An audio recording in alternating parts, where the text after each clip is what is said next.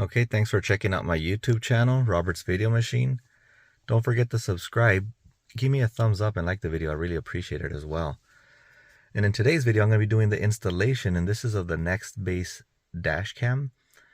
I did show an unboxing video, so if you want to go back and check it out, show everything that comes in the box. This is the bundle I purchased. This is the camera itself here, and then that's the rear view camera. I guess from in the cabin, you can show what's inside the vehicle, and also you could zoom out to show what's further back, like kind of like a rear view mirror, so to speak. And I did purchase that 32 gig memory card as well, the micro SD card. So the first step that you want to do is basically pick a location of where you want to install it. And then, because the adhesive, I'm told, is super strong, that it's virtually impossible to get it out. So let me decide where I'm going to put it at, clean that area, and then install it. Okay, so you can see here, I have everything plugged in. That's the rear view camera. That is an accessory to this dash cam.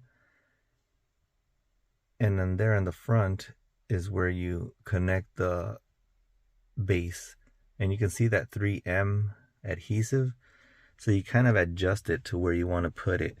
I've decided I'm going to put it here exactly in the middle and have basically the rear view camera kind of off a little bit to the right, and then of course the dash cam here will be off a little bit to the left. This is in my case, this is how I want to do it, but of course you can put in your dash cam however you like. So I'm going to basically just go right down the middle there. So I'm going to clean that up and install the adhesive. But here, if you look at the instructions, it tells you to that it is a touchscreen, and to charge the device 2 hours prior to use. And of course, they want you to use the default settings for the best results, and they want you to format the SD card fortnightly to free up space. I'm not sure about what that means. Probably in the review video, I'll be looking into that. And then, of course, you download the My NextBase Connect app, and that's for the full functionality, like for SOS services and file sharing, etc. And if you look at here, it says press the red button to manually protect the file. I'm not sure, like I know other dash cams, they override videos. You know, the oldest one gets deleted first. So this is probably a feature so that particular video or file will not get deleted. So let me go ahead and put it there. Another thing that you have to take into consideration is where your connection is to the dash cam as far as power goes. Mine is in the back, basically here. So somewhere in down there. But that is one thing you want to take into consideration. So I'm going to measure, before I put it in, the wire itself to make sure it is exactly the length I need it to be before I put it in there. Because like I mentioned before, as soon as you put that adhesive on there, it's terrible. They said it's super hard, extremely hard to get it off if it's installed properly. So let me go ahead and see what I'm going to do. Okay, and you can see there, the actual base is installed. It's kind of weird how the zoom is, but I cleaned it with the wipe. You know, it's an alcohol wipe, I believe. Make sure you get all the debris off, and then you place it in a proper place. I just did it smack in the middle so I can get a good view on each side of the cameras that I got. And they do provide an additional one. And the reason I'm told, or was told, was in case you have two vehicles and you want to swap out the camera from one to another.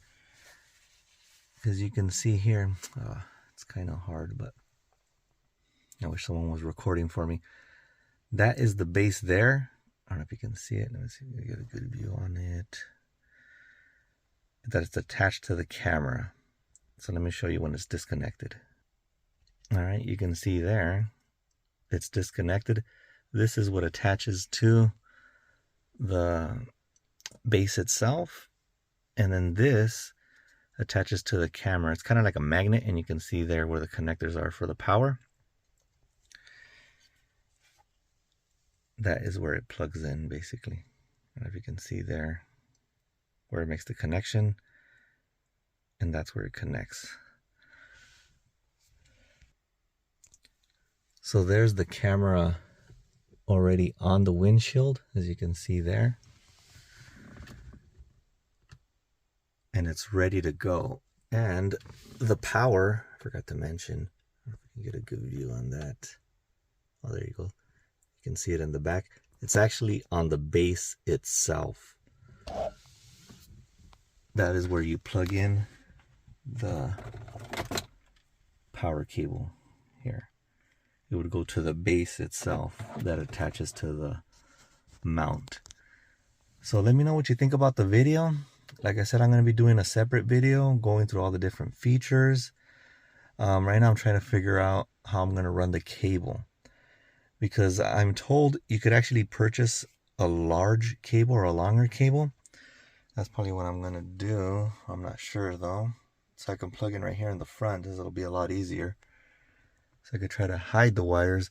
If not, I'm just going to let the wire hang here, because my circular or cigarette lighter is in the back here in this console back here on the bottom.